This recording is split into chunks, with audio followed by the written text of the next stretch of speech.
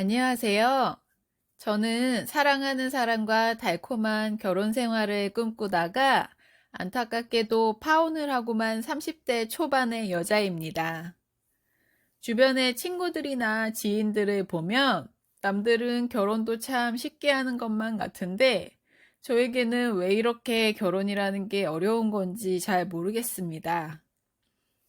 비슷한 사람들끼리 만나야 잘 산다고들 하잖아요. 서로를 사랑하는 마음으로 그런 조건들을 극복해서 잘 살고 계시는 분들이 정말 대단하신 것 같아요.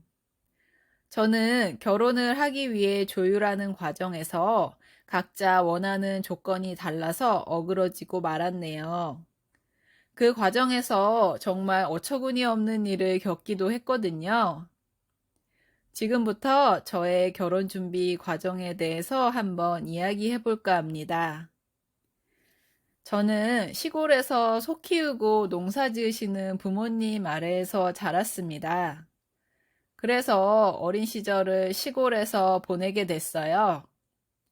어릴 때 아버지께서 소들 먹일 배추나 무청을 실으러 밭으로 가실 때가 있었는데 아버지가 트랙터를 타고 가실 때면 저도 함께 따라가곤 했습니다.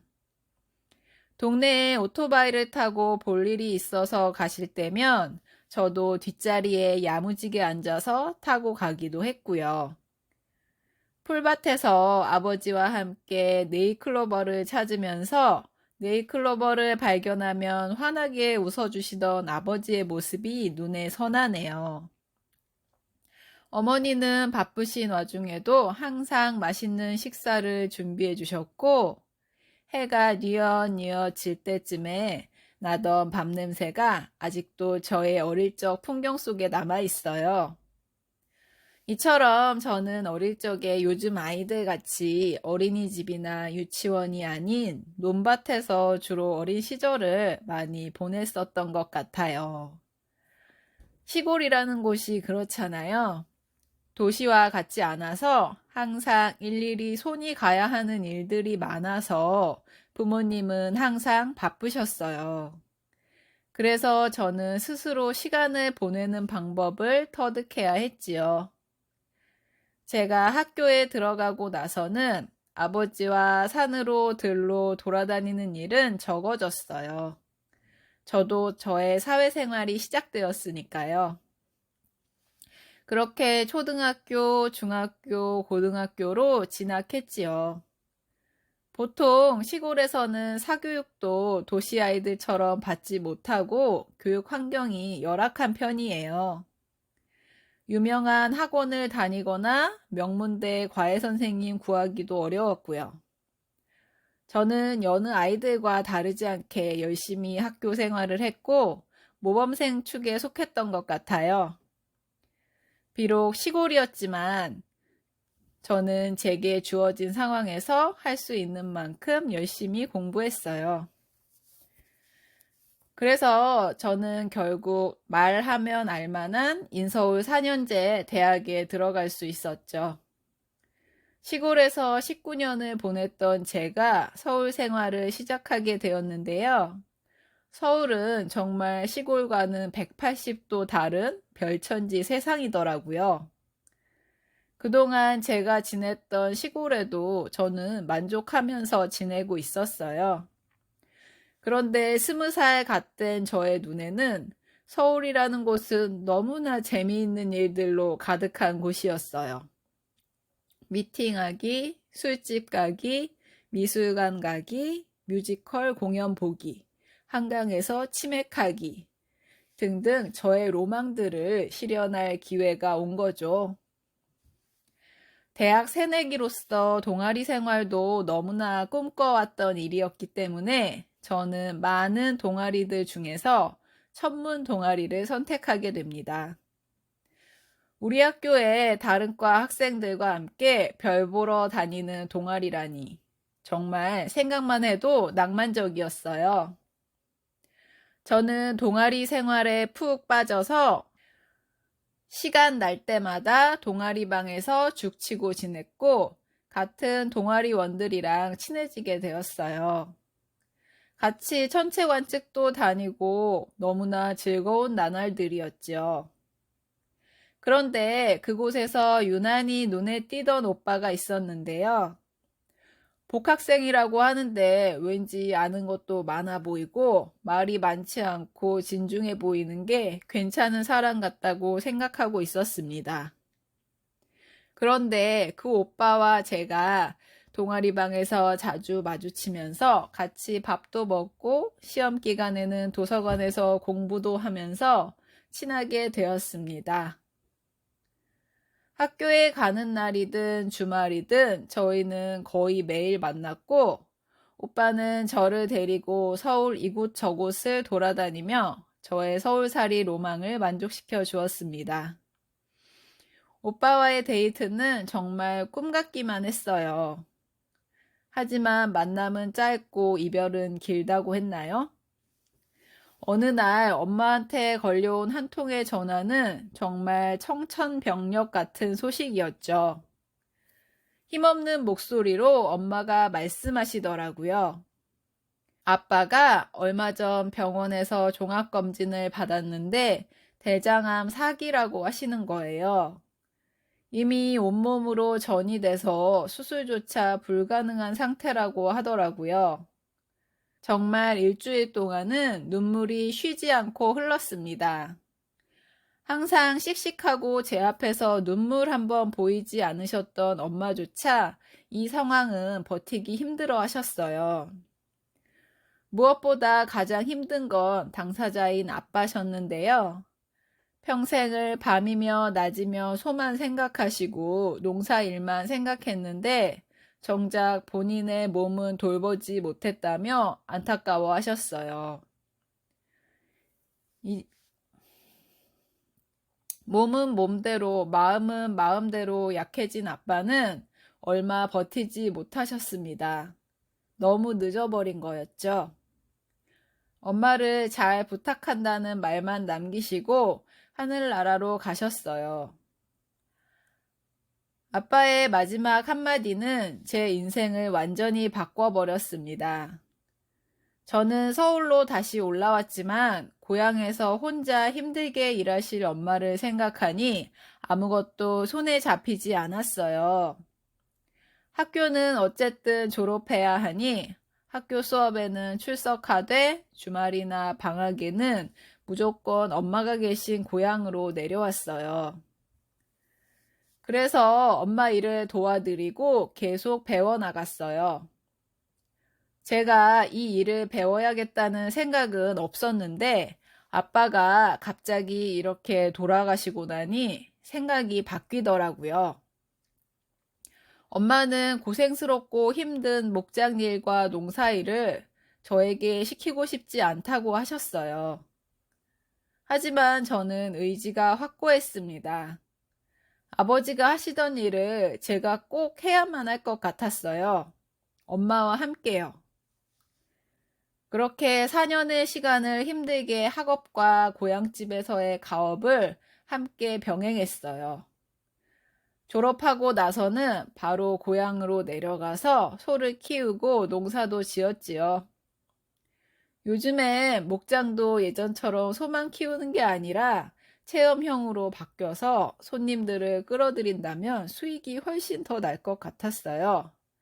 그래서 이것을 사업으로 확장하고 싶어서 다른 목장의 사례들 그리고 체험형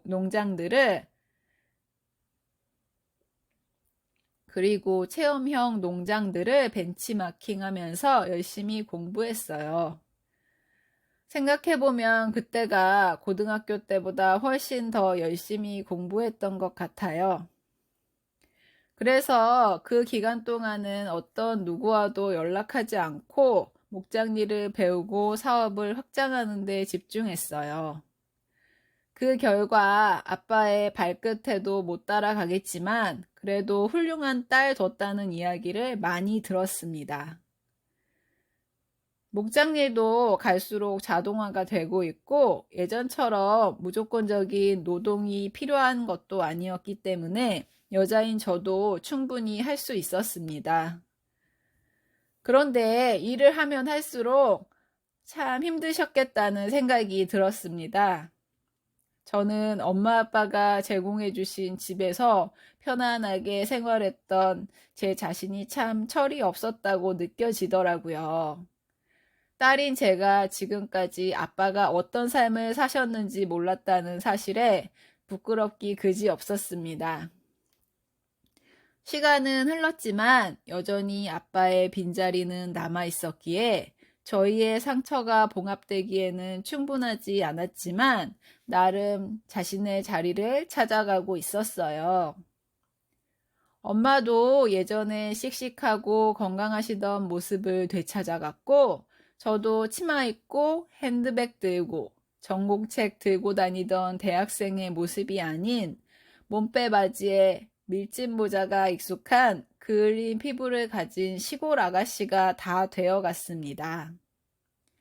그런데 어느 날 갑자기 모르는 번호로 전화 한 통이 걸려오더라고요. 그날 이후로 이미 끝난 거라고 생각했던 그 사람과의 인연이 다시 시작되게 되었습니다. 저에겐 첫사랑이나 다름없는 천문 동아리의 복학생 오빠, 현우 오빠와 말이죠. 여보세요? 은정아, 나 현우 오빠야. 그동안 잘 지냈어? 너와 통화하려고 내가 얼마나 전화했는지 알아? 알지. 미안해. 그동안은 내가 마음의 여유가 없어서 그랬어. 네가 없으니까 서울이 텅 빈 것 같더라. 너랑 갔던 장소를 지날 때면 네 생각이 많이 나더라. 대학을 졸업하자마자 말도 없이 사라진 저였기에 항상 그에 대한 마음은 가슴 한켠에 남아 있었는데 서울에서 내려온 한동안 그의 연락을 받지도 않았거든요. 그래서 그 사람도 포기한 줄 알았어요. 이렇게 다시 먼저 전화해준 그에게 고마웠어요. 그렇게 다시 이어진 인연에 서울을 오가면서 2년간 뜨겁게 사랑했어요. 서로 거리가 먼 롱디 커플이었지만 그 사람도 저도 서로를 많이 그리워했던 것 같아요. 점점 나이가 차가는 딸이 시골에서 일만 하고 있는 걸 걱정하던 엄마도 제가 남자친구가 생겼다는 소식에 좋아하셨고 빨리 결혼해서 손주 보고 싶다고 하셨어요. 딸이 소 키우고 농사 짓는 시골 생활을 제가 빨리 벗어나 또래 다른 아가씨들처럼 일반적인 삶을 살기를 바라신 거죠. 그렇게 저만 바라보며 사시는 엄마에게도 남자친구는 든든한 사위가 되어줄 거라고 믿었어요. 남자친구도 대기업에 취업을 하게 돼서 기반이 잡혀가고 있었고, 남자친구가 빨리 함께 살고 싶다고 결혼 이야기를 꺼내서 남자친구의 프로포즈를 받아 결혼을 약속했어요. 하지만 결혼은 단순히 사랑만으로는 되는 일이 아니었어요. 결혼 승낙을 받기 위해 처음 뵙게 된 시부모님과는 참 첫 만남부터 삐걱대기 시작했어요. 그래. 부모님은 어떤 일을 하시고? 아버지, 어머니 두 분 다 시골에서 소 키우고 밭농사 하셨는데 아버지는 돌아가셨고 지금은 저랑 어머니랑 운영 중이에요. 뭐? 농사? 농사 짓는다는 말이니? 뭐 어떤 거 아니? 소 키우고요. 복숭아, 과수원하고 마늘 농사도 지어요. 아니, 됐다. 더 이상 말할 필요 없을 것 같구나. 여보, 가죠? 우리 집이 농사 짓는다는 얘기를 듣자마자 예비 시어머니는 자리를 박차고 일어났는데 저도 너무 당황해서 그 자리에서 몸이 굳어버렸고 남자친구 역시 예상치도 못한 상황에 어찌할 바를 몰라 했어요. 남자친구는 집에 가서 부모님을 잘 설득해 보겠다고 걱정 말라며 저를 돌려보냈죠. 예비 시모의 한마디에 엄마 아빠가 평생 해오시던 일이 무시당하고 바닥에 내팽겨 쳐진 것만 같았어요. 그리고 얼마 후에 예비 시모가 한번 만나자는 전화가 왔는데요. 저는 이번 기회에 지난번에 오해도 풀고자 급하게 서울로 올라가서 약속 장소로 갔어요. 예비 시모는 저를 보자마자 차갑게 말씀하셨어요. 단도직입적으로 말하마. 나는 내 아들 농사 짓는 집에 장가 못 보낸다. 내가 우리 아들 어떻게 공부시켜서 대기업을 보냈는데 그런 수준 차이 나는 집안에 장가 보낼 수 있겠니? 우리 아들이 너무 순진해서 아직 세상 물정을 몰라. 우리 집이랑 그쪽 집안이 수준 차이 나서 결혼 못 시킨다고 말하는 예비 시모의 태도에 저도 참을 수가 없었어요. 어머님, 너무하시네요. 아무리 그래도 수준 차이 난다뇨? 농사 짓고 소 키우는 게 뭐가 어때서요? 저희 부모님께서 얼마나 정직하고 성실하게 일해오셨는데 어떻게 그런 식으로 말씀하세요? 그래봐야 농사가 농사지. 예전부터 못 배운 사람들이 하는 게 시골에서 농사 짓는 거 아니냐? 내 말이 틀려? 아무튼 난 할 말 다 했다. 우리 아들 더 이상 만나지 말아줬으면 좋겠구나. 너희 나이 때나 사랑 타령하지 결국 조건 맞춰 사는 거야. 야야, 주제를 알아야지. 예비 시모는 자기 아들과 헤어지라는 말을 남기고 떠났습니다. 저는 이런 취급을 받으면서까지 결혼해야 하나 싶은 생각이 들었어요. 하지만 여전히 남자친구 자체만을 봤을 땐 너무 좋은 사람이었고 이미 깊이 빠져 있을 때였죠. 저희의 사랑 또한 변함없을 거라고 생각했어요. 그 일이 있기 전까지는 말이죠.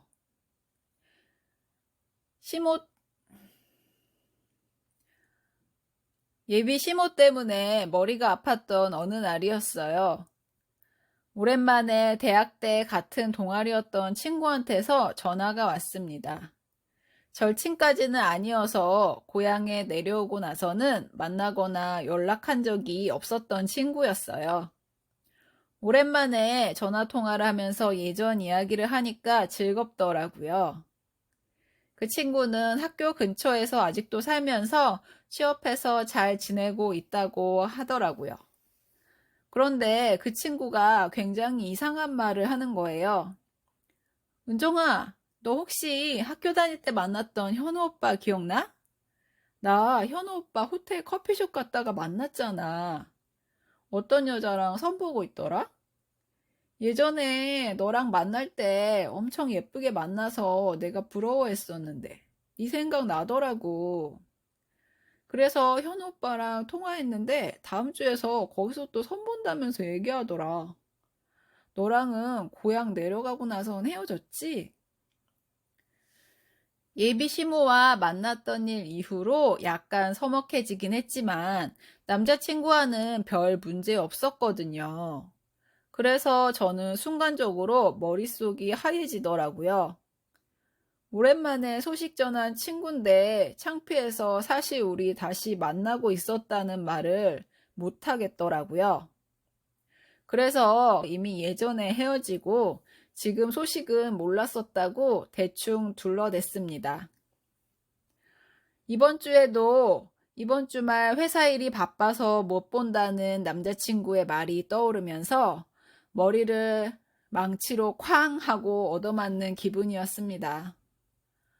아마도 예비 시모의 저와 헤어지라는 말을 듣고는 착실하게 선보고 다니는 것 같다는 생각이 들면서 배신감도 들고 어찌해야 좋을지 참 모르겠더라고요. 저는 다른 것보다 제 결혼에 들떠있는 엄마에게 이 사실을 알릴 수 없었어요. 남자친구에게 그래서 전화를 했습니다.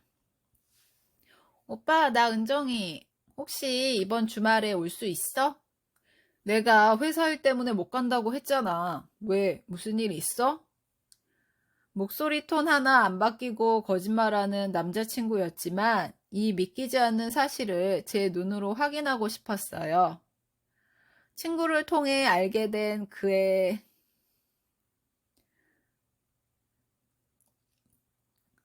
친구를 통해 알게 된 그의 맞선 장소에 찾아갔어요. 그곳에서 다른 여자와 함께 있는 남자친구의 모습을 보게 되었습니다. 내가 자기와 결혼 때문에 자기 엄마한테 어떤 수모를 당했는데, 오빠는 다른 여자랑 선을 보고 있어? 오빠, 여기가 회사야? 또 나 미행했니? 미행이고 자시고 이거부터 설명해야 하는 거 아니야? 나랑 결혼 약속한 사람이 왜 선을 보고 다니고 있냐고. 엄마가 잡아주는 선을 5번 보라고 한다. 그럼 난 어떡하냐고. 내가 나조차고 이렇게 선 보러 다니는 줄 알아? 오히려 저를 위해서 맞선을 봤다는 말도 안 되는 소리를 하는 남자친구에게 들고 있던 커피를 얼굴에 뿌려버렸어요. 그리고 집으로 돌아왔는데 그제서야 상황 파악이 됐는지 남자친구는 자신이 잘못했다며 한 번만 용서해달라고 매달리더라고요. 이미 제 마음의 문은 그에게 닫혀버렸어요. 풋풋한 대학생 때 만났던 저의 첫사랑이 이렇게 끝나는구나 생각하니 가슴이 찢어질 것 같았습니다. 저는 다른 사람은 만난 적이 없었고 제 청춘에는 현우 오빠 뿐이었거든요. 하나 있는 외동딸 결혼한다고 마을 잔치까지 여시겠다고 준비하는 엄마에게는 어떻게 이야기해야 할지 고민이 깊어갔어요. 그 생각과 함께 이별의 아픔에 목장일만으로 시간을 보내고 있었습니다. 어느 날 예비 시모가 저희 목장으로 오셨더라고요.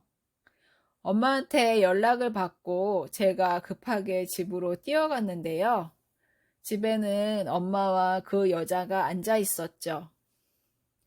엄마는 저희가 헤어진 것도 모른 채 예비 시모를 농장으로 초대한 것이었어요. 저는 문 앞에서 무슨 얘기를 하는지 듣게 되었죠. 사돈, 아이들이 좋다고 하는데 결혼시키시죠?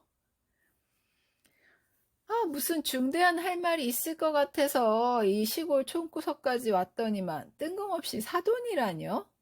저희 아들 이곳에 장가 보낼 생각 추호도 없습니다. 급이 맞아야 결혼을 시키죠?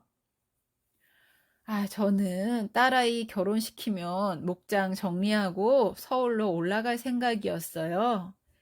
서울에 제가 살 집도 이미 마련해 놨고 딸의 앞으로 아파트도 준비해 놨고요. 그 여자는 엄마 말에 웃기지도 않는 소리 한다면서 콧방귀를 꼈는데요. 시골에 계시니까 세상 물정 정말 모르시나 봐요. 이런 농장 팔아서 무슨 서울에 아파트를 산다고. 요즘 서울 아파트가 얼마씩 하는지나 아세요? 사돈, 여기 동네 들어오실 때 과수원 보셨죠?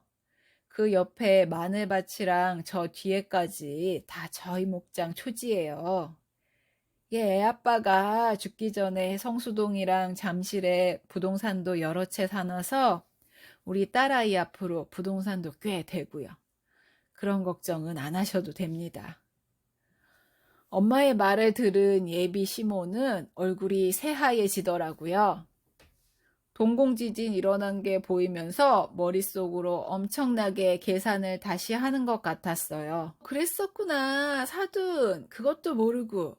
저는 그냥 동네에서 농사 짓는 분들인 줄 알았네요.